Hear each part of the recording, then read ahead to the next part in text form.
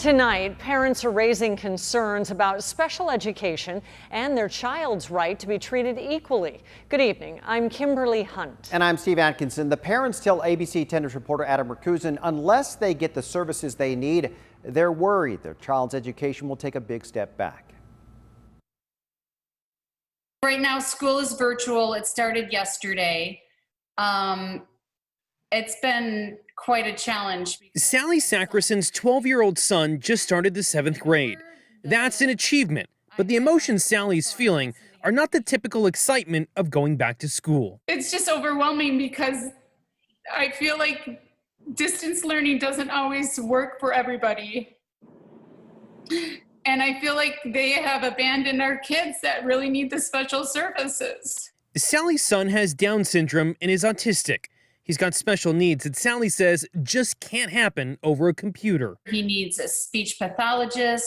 He needs an occupational therapist. And these are specialized trained professionals. It's the same worry for Anna and her 9-year-old son, Adrian. He's deaf and autistic. Right now, he's missing speech therapy, occupational therapy. Both parents say their child's education is regressing.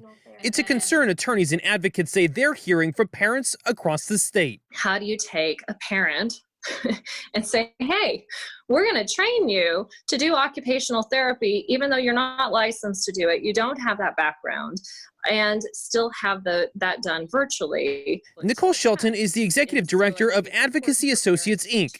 It's an organization that helps students and families with special needs ensure they're getting the services they're entitled to. In California, once a child is found eligible for special education, the family will participate in the process by getting an individualized education program, or an IEP.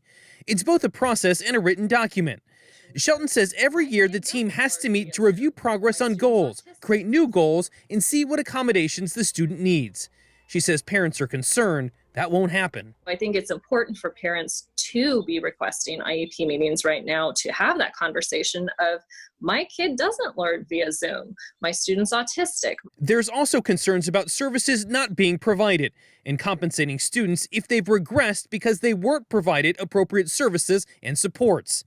In Sally's case, the district told us in part, IEP meetings are being scheduled and will be implemented through distance learning to the greatest extent practical via online resources and other means. And he needs special services that he's not getting. Adam Rakusan, ABC 10 News. A spokesperson for the California Department of Education says that local educational agencies should adhere to the requirements under the Individuals with Disabilities Education Act. For more information about those requirements and state guidance, head to 10news.com and look for the Rebound section. ABC 10 News is also committed to helping San Diego families navigate the challenges of this virtual learning.